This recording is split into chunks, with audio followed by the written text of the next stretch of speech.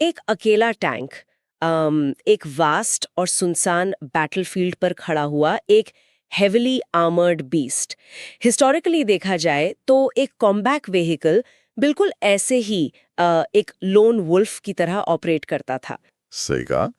उस पुराने एरा में ये पूरी तरह से एक सेल्फ कंटेन्ड फाइटिंग प्लेटफॉर्म हुआ करता था। उसकी लिथालिटी उसकी मारने की क्षमता सिर्फ इस बात पर निर्भर थी कि अंदर कितने गोले भरे हैं। हाँ, और उसकी आर्मर प्लेट कितनी मोटी है, राइट? लेकिन उस पुराने स्टैंड अलोन मॉडल की सबसे बड़ी लिमिटेशन विजिबिलिटी थी। बिल्कुल।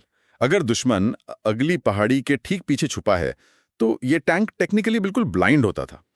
वो सिर्फ वही देख सकता था जो उसके ऑनबोर्ड सेंसर्स या क्रू फिजिकली देख सकें। वही तो। और अगर किसी अटैक में टैंक का रेडियो एंटेना टूट गया तो उसकी कॉम्बैट पावर लगभग जीरो हो जाती थी।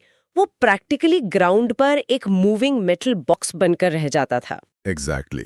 पर आज का मॉडर्न कॉम्बैट व्हीकल अब एक अकेला आइसोलेटेड आइलैंड नहीं रहा। लोन वुल्फ का जमाना टेक्निकली खत्म हो चुका है। राइट। आज का आर्मर्ड व्हीकल एक मैसिव इनविजिबल डिजिटल वेब का एक बहुत ही क्रिटिकल नोड बन चुका है। तो आज इस डीप डाइव विश्लेषण में हम इसी शिफ्ट को समझेंगे। हाँ, हम कंप्लीटली प्लेटफॉर्म सेंट्रिक वॉरफेयर से नेटवर्क सेंट्रिक वॉरफेयर की तरफ इस ट्रांजिशन को डिकोड करेंगे, जिसे मॉडर्न स्ट्रैटेजी में combat vehicle as a system of systems कहा जाता है। इस कॉन्सेप्ट को थोड़ा इजीली समझने के लिए मैं एक एनालॉजी देती हूँ। एक ट्रेडिशनल टैंक को ना एक ब्लाइंड फोल्डेड बॉक्सर की तरह समझें। ओह, आई लाइक दैट। एक बॉक्सर जो रिंग में है और उसकी आंखों पर पट्टी बंधी है। सही। वो सिर्फ फिजिकल टच पर रिलाई कर रहा है। जब तक ओपोनेंट फिजिकली उसके रेंज में चलकर नहीं आता, वो अपना पंच लैंड नहीं कर सकता।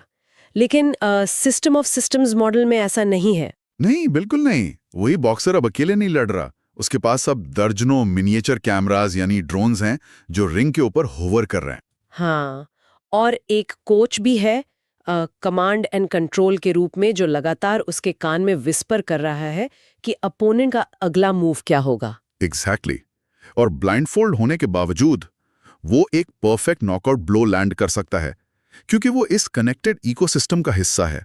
ये बैटलफील्ड का कंप्लीटली नया एनवायरनमेंट है। तो इस नए एनवायरनमेंट में एग्जैक्टली क्या बदल रहा है? ग्राउंड रियलिटीज कैसे चेंज हो रही हैं? ये बेसिकली वॉरफेयर के कैरेक्टर को ही बदल रहा है। इसमें 4 नेटवर्क पिलर्स होते हैं। पहला है शेयर्ड सिचुएशनल अवेयरनेस। मतलब सभी यूनिट्स चाहे टैंक हो या हेडक्वार्टर्स एक ही रियल टाइम मैप देखती हैं, राइट? बिल्कुल। पहले सबकी अपनी अलग छोटी लोकल पिक्चर होती थी, अब सब सिंक्ड है। दूसरा पिलर है डिस्ट्रीब्यूटेड सेंसिंग। यानी अलग अलग प्लेटफॉर्म्स से आने वाले सेंसर्स का रॉ डेटा एक जगह फ्यूज किया जाता है, एक सिंगल बड़ी पिक्चर बनाई जाती है। हाँ, और तीसरा है रैपिड इंफॉर्मेशन एक्सचेंज। डेटा को बिल्कुल स्पीड ऑफ लाइट पर मूव किया जाता है। अगर जरा सा भी डिले हुआ तो टारगेट आगे निकल जाएगा। Oh wow! और चौथा पिलर क्या है? चौथा है कोऑर्डिनेटेड एम्प्लॉयमेंट, जिसमें मल्टीपल कॉम्बैट एलिमेंट्स एक सिंगल ऑर्गेनिज्म या सिंगल यूनिट की तरह एक्ट करते हैं। एक नोड एब्जॉर्ब करता है तो दूसरा तुरंत रिएक्ट करता है। तो अगर इस सिस्टम ऑफ सिस्टम्स इंटीग्रेशन की बात करें, व्हीकल अब अकेले काम नहीं करता। उसकी ताकत मल्टीप्लाई होती है क्योंकि वो लगातार डेटा एक्सचेंज कर रहा है यूएएस यानी ड्रोन से। हाँ, और सिर्फ ड्रोन से नहीं, बल्कि इन्फेंट्री बैटल मैनेजमेंट सिस्टम से भी। ग्राउंड सोल्जर्स जो रियल टाइम डेटा भेज रहे हैं वो डायरेक्ट टैंक तक पहुंचता है। साथ ही आर्टिलरी और एविएशन सेंसर से डायरेक्ट फीड्स भी आती हैं, और higher command and control network से इंस्टेंट इंटेलिजेंस और ऑर्डर्स मिल रहे होते हैं। सही बात है। टैंक कमांडर को किसी बिल्डिंग के आगे आकर दुश्मन को फिजिकली देखने की जरूरत ही नहीं पड़ती। पर यहाँ मैं थोड़ा पुशबैक देना चाहूंगी। एक तरफ हमने इस हैवी व्हीकल को बॉक्सर वाली ड्रोन्स और कोच दे दिए, लेकिन अगर ये सारा सिस्टम कंप्लीटली डेटा लिंक्स पर चल रहा है, तो क्या हमने इस वॉर मशीन को टेक्निकली और ज्यादा फ्रैजाइल नहीं बना दिया? ये बहुत ही क्रिटिकल क्वेश्चन है, और इंजीनियर्स के लिए सबसे बड़ी हेडेक भी है। ये कनेक्टेड होने के कुछ सीरियस रिस्क्स होते हैं। वही तो। अगर एक्सटर्नल डेटा कनेक्शन फेल हुआ तो ये पूरा invisible system of systems collapse हो जाएगा ना? बिल्कुल हो जाएगा। ये सबसे बड़ा रिस्क है, जिसे हम डिपेंडेंस ऑन डेटा लिंक्स कहते हैं। कनेक्शन टूटने पर टैंक अचानक से वापस उसी पुराने लोन वुल्फ स्टेट में आकर गिर जाता है। और साइबर इंटरफेरेंस भी तो होती होगी। दुश्मन लगातार इस बैटल नेटवर्क को हैक या जैम करने की कोशिश करेगा एज्यूम। हाँ, इलेक्ट्रॉनिक वॉरफेयर आजकल फिजिकल स्ट्राइक से भी ज्यादा डेंजरस है। वो एक्टिव रूप से डेटा पैकेट्स को करप्ट कर सकते हैं या फेक टारगेट्स इंजेक्ट कर सकते हैं सिस्टम में। Wait really, fake targets? तो टैंक कमांडर की स्क्रीन पर अपनी ही friendly forces as an enemy दिख सकती हैं। एग्जैक्टली।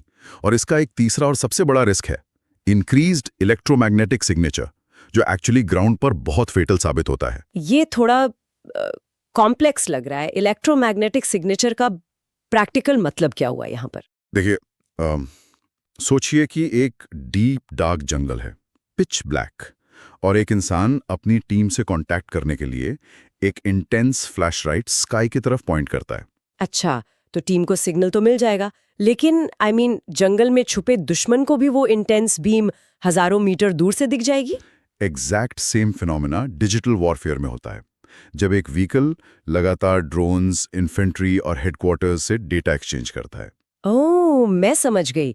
तो वो इनविजिबल इलेक्ट्रोमैग्नेटिक स्पेक्ट्रम में एक मैसिव ग्लोइंग डिजिटल बीकन की तरह चमकने लगता है। हाँ, और दुश्मन के पैसिव सेंसर्स बिना अपना रेडार ऑन किए उस सिग्नल को हवा में बस इंटरसेप्ट कर लेते हैं। बाप रे, तो उन्हें सेकंड्स में उस लगातार ट्रांसमिट कर रहे टैंक की एग्जैक्ट लोकेशन मिल जाती होगी और अगले ही मोमेंट उस पे स्ट्राइक हो सकती है। सही पकड़ा। तो फिजिकली हाइड होने के बावजूद डिजिटली वो पूरी तरह नेकेड और टारगेटेड होते हैं। तो अगर रिस्क इतना एग्जिस्टेंशियल और इमीडिएट है, तो सुपर पावर्स इस नेटवर्क्ड सिस्टम पर इतना हैवी बेट क्यों लगा रही हैं? इन सीरियस डेंजर्स के बावजूद इसका कोर मिलिट्री रेलेवेंस क्या है? देखिए, पहला सबसे बड़ा फायदा है beyond line of site situational awareness. Right. अब टारगेट को फिजिकली आंखों से देखने की जरूरत ही नहीं है। हाँ, टैंक की लिमिट उसकी गन तक नहीं रही। राइट। और दूसरा सबसे critical advantage I think reduced sensor to shooter timelines वाला है। बिल्कुल। पहले इंटेलिजेंस मिलने और फायर करने के बीच का प्रोसेस बहुत स्लो और मैनुअल था। मैप देखो, रेडियो करो, घंटों लग जाते थे। पर आज सिस्टम ऑफ सिस्टम्स में जिस माइक्रोसेकंड में एक ड्रोन एनिमी को स्पॉट करता है, टैंक का गन तुरंत ऑटोमेटिकली प्री एम हो जाता है, फायर करने के लिए रेडी। ये स्पीड अनमैच्ड है। हाँ, और हाल ही के ग्लोबल कॉन्फ्लिक्ट्स ने एक बहुत हार्ड लेसन दिया है। जो व्हीकल्स अकेले या आइसोलेशन में ऑपरेट करते हैं, वो आज के प्रिसीजन फायर्स और अनमैन्ड ड्रोन्स के आगे जल्दी डिस्ट्रॉय हो जाते हैं। और जो फोर्सेस फुली नेटवर्क्ड हैं, वो आने वाले थ्रेट्स को बहुत जल्दी डिटेक्ट कर लेती हैं, जिससे उनकी सर्वाइवेबिलिटी प्रैक्टिकली बढ़ जाती है। एग्जैक्टली। नेटवर्क उनको एक इनविजिबल शील्ड देता है। तो इस डिजिटल रियलिटी का फिर मॉडर्न कॉम्बैट व्हीकल की डिज़ाइन और इंजीनियरिंग पर क्या असर पड़ता है? एक नया टैंक कैसे डिज़ाइन होता है आजकल? आजकल एक व्हीकल सिर्फ हेवी आर्मर और मोटी गन से नहीं बनता। सॉफ्टवेयर लेवल्स पर सिक्योर कम्युनिकेशंस एक प्राइम रिक्वायरमेंट है। एडवांस्ड एल्गोरिदम्स फ्रीक्वेंसी लगातार हजारों बार चेंज करते हैं ताकि एनिमी जल्दी जैम या ट्रैक ना कर सके, राइट? राइट। और इस सिस्टम में रिडंडेंसीज भी ज़रूरी होती होंगी। बिल्कुल। इंटरनल रिडंडेंसी एक नॉन नेगोशिएबल फीचर बन चुका है। अगर सैटेलाइट लिंक डिस्ट्रॉय हो गया तो वो डायनामिकली किसी और लोकल लेजर या रेडियो लाइन पर शिफ्ट हो जाता है। पर सबसे ज़रूरी फिलॉसफी शायद ये है कि एक कॉम्बैट व्हीकल इस मैसिव नेटवर्क के अंदर सीमलेसली ऑपरेट करे, लेकिन नेटवर्क कंप्लीटली डाउन होने पर इंडिपेंडेंटली सर्वाइव भी कर सके। एग्जैक्टली। नेटवर्क पर ब्लाइंड डिपेंडेंसी उनको हैंडीकैप नहीं करनी चाहिए। उन्हें फ्रैक्शन ऑफ सेकंड्स में वापस एक self sufficient highly lethal platform में शिफ्ट होने की रेजिलियंस रखनी पड़ती है। तो अगर इस पूरे डीप डाइव एनालिसिस का एक क्विक और क्रिस्प रिकैप दें, warfare completely platform centric model से नेटवर्क सेंट्रिक वॉरफेयर बन चुका है। हाँ, एक व्हीकल अब सिर्फ एक आइसोलेटेड टैंक नहीं रहा।